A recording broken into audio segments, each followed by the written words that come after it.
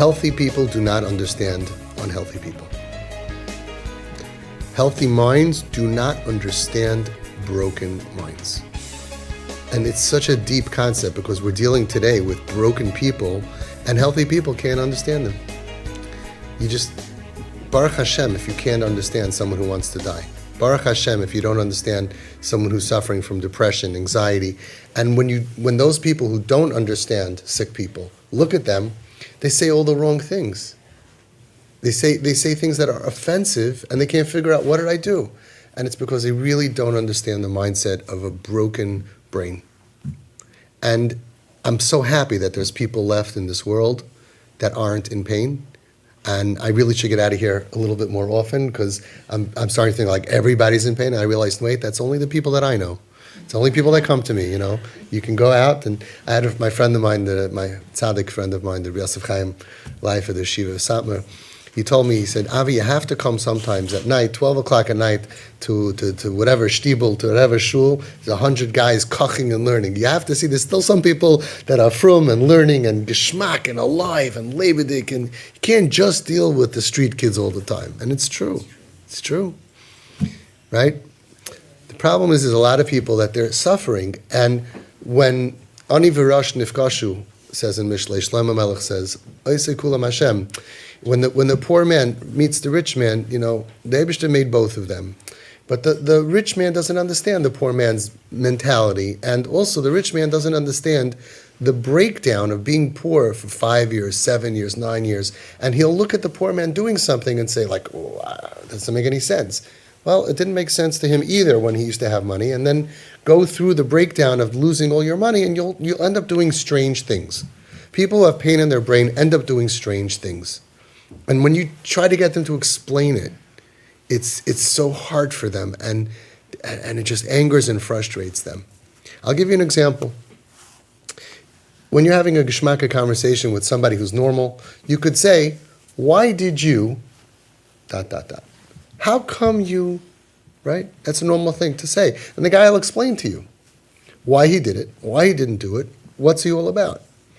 When someone is suffering, someone who went through childhood trauma, someone who we have fMRIs of their brain that show that there's parts of the brain that are damaged because of the pain that they went through, someone who has depression, anxiety, and they do something, and you say, why did you, whatever, they can't explain it to you because they have to take you back to understand so much about their life and their pain in order to make sense out of what they did. So here's where it comes down for us. I always tell parents, don't ask questions. Where, why, how, when, what. Stop it. It makes people crazy to go and explain myself to you. It makes me crazy. That's how they feel. And parents will say, I totally accept my kid. What's wrong with saying, why did you, whatever? How come you, what's wrong with that? And I tell them, because you're judging. And they say, I'm not judging. I'm judging means you're wrong, you're bad. I didn't say you're wrong, you're bad. I just said, why did you, da-da-da-da-da? How come you did da-da-da-da? That's not judging. That's just asking. But think about it. Open your hearts and try to imagine. The fact that you're asking somebody, why did you, how come you, is coming because you're judging. Where's the judgment? Because if you really, really believe, if you really believe, then you don't question them. You assume that you had a reason. So you have somebody in the family that had a breakdown, had depression, anxiety, suicidal, chas v'shalom, what all these things, and then they come an hour late to the wedding. Imagine that they were sick in the hospital. You wouldn't say, why are you late? To your friend who's healthy, you could say, why are you late? Someone who you know never has yana machla, and he comes an hour and a half late to a close family wedding. Hey, where were you? How are you? If you have somebody next to you, your wife is next to you, you know what you're going to feel in your rib? And you're going to be like, what? What'd I do? What's wrong? The answer is, you idiot, it's wrong because don't you realize this person is sick? So if they came late, they probably have a good reason. It's probably not because they forgot. It's probably not because they don't care. There's probably a good reason.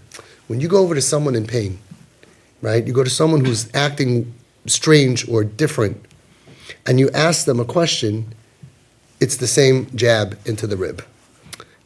Why are you asking me? Because you think I don't care? You think I'm bad? You think I'm stupid?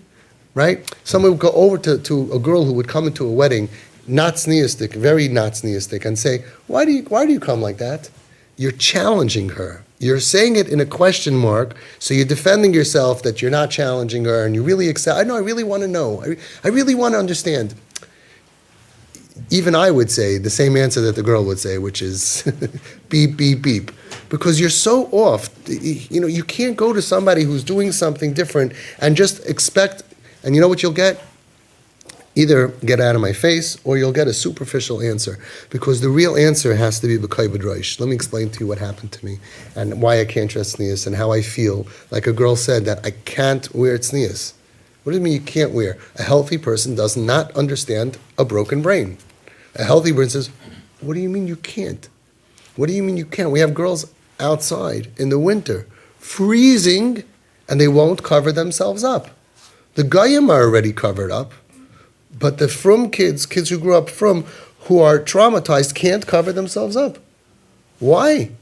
So just because you have a question of why, doesn't mean that they have to answer it. The answer is not going to be anything superficial like your friend. You ask your friend, hey, why'd you come late to the wedding? Oh, I had a flat tire. I wasn't feeling well. It's all superficial reasons. You go to someone who has a brain pain in their brain, the answer is so deep, they can't even explain it to you. It's like, you have 10 hours for me? You have 20 hours for me? Can I explain to you how I feel? And they don't always want to. And you don't deserve that answer unless you've proven your loyalty to them. So when you go over to somebody who's in pain, somebody who's struggling, and you ask them, why? How come you? Why do you have to? Where were you? You don't realize that to the broken person, it's an attack. They feel traumatized, they feel attacked, they feel interrogated, they leave those places. Now think deeper. Is it an attack or is it not an attack? Who's right? The answer is the healthy brain does not understand the broken person. To the broken person, you're attacking me. Because why can't you just say, hi, good to see you?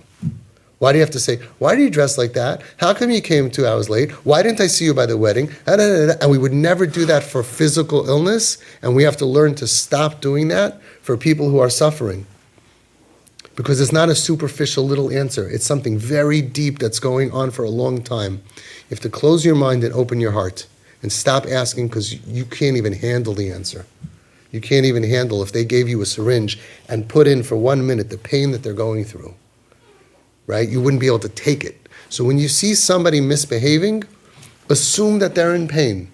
And if they're in pain, then it means I'm not going to judge you until I get to your place, and I'm not going to ask you because it's coming from judgment, because I'm assuming that you're stupid, you're bad, you're trying to antagonize, you have a message, and so many kids get hurt from that. So many kids get hurt because some chacham comes over and says, that's the way you come to the wedding, that's the way you come to the Shever Brachos, that's the way you come to the shul, what are you trying to say? You're trying to this, you're trying to that.